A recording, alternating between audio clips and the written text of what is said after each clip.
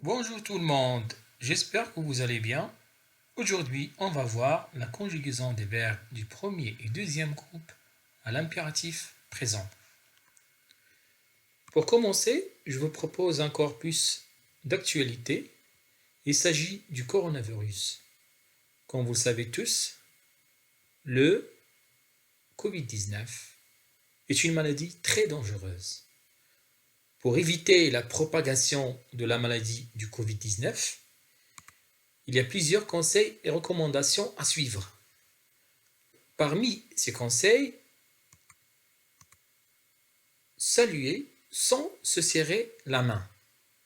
Saluer sans se serrer la main. Une deuxième recommandation, utilise un mouchoir à usage unique et jette-le. Une troisième recommandation, c'est lavez-vous régulièrement les mains. Et une quatrième recommandation, c'est agissons avant qu'il soit trop tard, restons chez nous.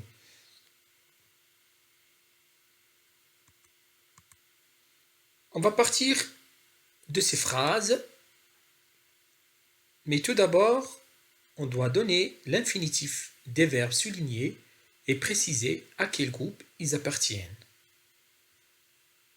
La première phrase, saluer sans se serrer la main.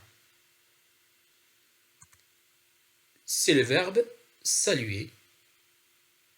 Il appartient à quel groupe? Vous l'avez deviné? C'est le premier groupe. Deuxième phrase, utilise un mouchoir à usage unique et jette-le. Le verbe souligné, c'est utilise. Ce verbe à l'infinitif, c'est, vous l'avez deviné, c'est le verbe utiliser. Comme vous le voyez, il se termine avec ER, donc automatiquement, c'est un verbe du premier groupe. La troisième phrase, le verbe souligné, c'est laver. Donc, à l'infinitif, c'est se laver. C'est un verbe qui se termine avec ER, donc c'est un verbe du premier groupe, mais aussi c'est un verbe pronominal, puisqu'il est précédé par le pronom réfléchi se. Quatrième phrase. Le verbe souligné dans cette phrase, c'est agissant. Vous l'avez deviné, c'est quel verbe? C'est le verbe agir. Il appartient à quel groupe? Faites attention, il se termine avec IR. Et là, nous avons agissant, donc c'est un verbe deuxième groupe. On va passer maintenant à l'étude de ces verbes. Prenons la première phrase. Saluer sans se serrer la main. Là, vous avez saluer. Il ressemble à vous saluer. Le verbe saluer au présent de l'indicatif. Mais il n'y a pas de vous. Le verbe est employé sans sujet. Passons à la deuxième phrase. Utilise. Il ressemble à quoi? Il ressemble à tu utilises. Le verbe utiliser au présent de l'indicatif. Mais bien sûr, il n'y a pas de pronom et il n'y a pas de S. Passons à la troisième phrase. Le verbe laver. Vous. Vous lavez. Donc, il ressemble à quoi? À vous, vous lavez. Mais bien sûr, il n'y a pas de pronom personnel exprimé. Et puis, il y a le verbe qui se place avant le pronom réfléchi vous. Dans la quatrième et la dernière phrase, le verbe agissons ressemble à nous agissons. Mais aussi, il n'y a pas de pronom personnel. Donc, vous avez remarqué à partir de ces exemples que les verbes qui sont conjugués à l'impératif n'ont pas de pronom personnel. c'est-à-dire il s'emploie sans sujet exprimé. Alors, quelle est la relation entre les verbes conjugués à l'impératif présent et les verbes conjugués au présent de l'indicatif? C'est ce que nous allons voir à partir de ces exemples. Prenons le présent de l'indicatif d'un verbe du premier groupe, par exemple le verbe saluer. Pour le conjuguer au présent de l'indicatif, on enlève le ER et on met les terminaisons. La première personne du singulier ou bien je dis je salue avec un E à la fin. Pour la deuxième personne du singulier tu, je dis tu salues avec un ES. Pour la troisième personne du singulier, il, elle, salue avec un E à la fin. Passons au pronom pluriel. Pour la première personne du pluriel, nous, je dis nous saluons. La deuxième personne du pluriel, vous saluez avec EZ. Et la troisième personne du pluriel, il ou elle salue avec ENT. Passons maintenant au verbe du deuxième groupe. On procède de la même façon.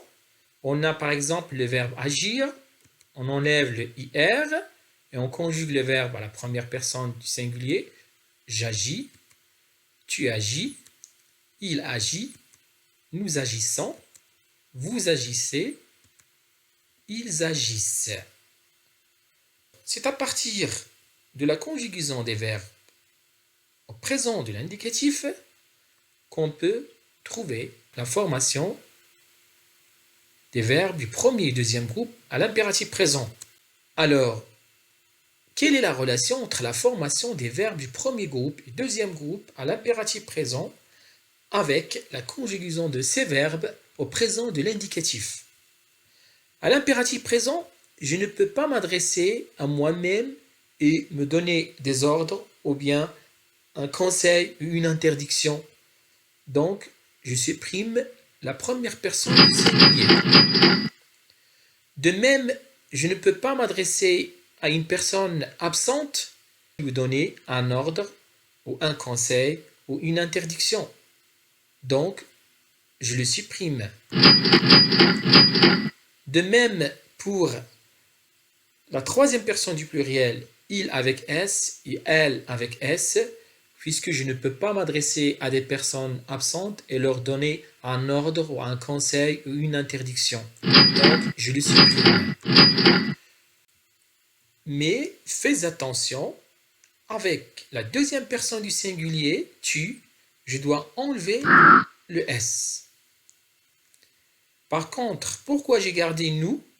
Parce que quand j'ai dit nous, ça veut dire que je m'adresse à tu ou bien à toi, et moi aussi, ou bien à vous et moi. Donc, ce qu'il faut retenir de ceci, qu'il n'y a que 3 personnes possibles pour la conjugaison des verbes à l'impératif présent. D'abord, la deuxième personne du singulier tu, et puis la première personne du pluriel nous, et enfin la deuxième personne du pluriel vous. Mais à quoi sert l'impératif? L'impératif est généralement utilisé pour donner soit un ordre. On va prendre un exemple d'actualité. Durant le confinement, restez chez vous. Là, c'est un ordre. Vous êtes exposé à des poursuites judiciaires si vous n'avez pas respecté le confinement. Ça veut dire que vous devez rester chez vous. Donc, c'est un ordre. La même chose, on peut utiliser l'impératif pour une interdiction. Et je dis par exemple, durant le confinement, ne sortez pas sans bavette. Les bavettes sont obligatoires, donc ne sortez pas sans bavette. Ou bien un conseil, durant le confinement, profitez de votre temps. Ça, c'est un conseil qu'on vous donne, donc ce n'est pas une obligation ou bien un ordre. Voilà, on va passer à la conjugaison de certains verbes du premier groupe et du deuxième groupe, on va prendre comme exemple le verbe tousser et le verbe agir à l'impératif présent. Le verbe tousser, c'est un verbe du premier groupe, il se termine avec ER, et agir, c'est un verbe du deuxième groupe. Alors, pour les conjuguer à l'impératif présent, on va prendre le verbe tousser, on va le conjuguer à la deuxième personne du singulier, tu. Donc, j'enlève le ER, je mets tous et j'ajoute un E. Faites attention, il n'y a pas de S. Première personne du pluriel, nous, toussons, on ajoute ONS. Deuxième personne du pluriel, vous, je garde le radical et j'ajoute EZ. Pour l'exemple du deuxième groupe, comme le verbe agir, j'enlève le IR, et puis pour la deuxième personne du singulier, tu agis avec IS. La première personne du pluriel agit sans avec I2S ONS. Et la deuxième personne du pluriel agit C I2S EZ. Voilà le verbe chanter à l'impératif présent, mais avec la forme négative. On va prendre comme exemple le verbe chanter. À la deuxième personne du singulier, ne chante pas. À la première personne du pluriel, ne chantons pas.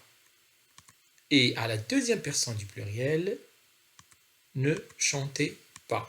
Donc, vous voyez toujours le verbe, il est prisonnier entre ne et pas. On va voir maintenant le verbe se laver les mains. C'est un verbe pronominal à l'impératif présent.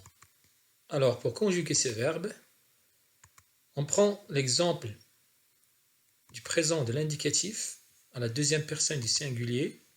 Tu te laves les mains. À l'impératif, je dois enlever le tu et le s, et puis je mets le verbe devant le pronom réfléchi te qui devient toi. Donc, lave-toi les mains. À la première personne du pluriel, on dit au présent de l'indicatif, nous nous lavons les mains, mais au présent de l'impératif, je dois enlever le nous, et puis je mets le verbe devant le pronom réfléchi nous. Lavons-nous les mains. Et enfin, pour la deuxième personne du pluriel, au présent de l'indicatif, je dis vous vous lavez les mains, mais à l'impératif présent, je dois enlever le sujet et puis mettre le verbe devant le pronom réfléchi et ça devient lavez-vous les mains. Voilà, on va passer maintenant à l'impératif présent des verbes pronominaux, mais à la forme négative. Voilà, lave-toi les mains. À la forme négative, ça devient ne te lave pas les mains. Lavons-nous les mains. À la forme négative, nous ne nous lavons pas les mains. Et lavez-vous les mains devient à la forme négative, ne vous lavez pas les mains. Vous voyez ici, lave-toi, le pronom réfléchi est après le verbe, mais à la forme négative, tout est inversé, c'est le pronom réfléchi qui vient avant le verbe et il est bien sûr entre ne et pas. Ne te lave pas les mains. Pareil pour la première personne du pluriel et la deuxième personne du pluriel. Passons maintenant à un exercice. Vous devez conjuguer les verbes à l'impératif présent. La phrase porter, le verbe porter qui est un verbe de premier groupe, un masque pour nous protéger. Porter un masque pour nous protéger. On va conjuguer ce verbe à l'impératif présent à la première personne du pluriel, nous. Alors, qu'est-ce qu'on doit dire? Vous l'avez trouvé? Voilà, la réponse c'est portons un masque pour nous protéger. La phrase suivante, Farid, le verbe se brosser, un verbe pronominal, les dents avant de dormir. On va le conjuguer à la deuxième personne du singulier, tu. La réponse, vous l'avez trouvée? Farid, brosse-toi les dents avant de dormir. Verbe manger, 5 fruits et légumes par jour. On va les conjuguer à l'impératif présent, à la deuxième personne du pluriel. C'est un verbe du premier groupe. J'enlève le ER et je le remplace avec la terminaison qui correspond au pronom personnel demandé. Donc la réponse est manger 5 fruits et légumes par jour avec EZ. Verbe pratiquer, une activité physique. Alors là, vous devez conjuguer ce verbe à la première personne du pluriel, nous, à l'impératif présent. C'est un verbe du premier groupe, ER. Donc, la réponse, pratiquant une activité physique. Voilà, nous sommes arrivés à la fin de notre vidéo. J'espère que vous l'avez apprécié. Merci de votre attention. Au revoir et à bientôt.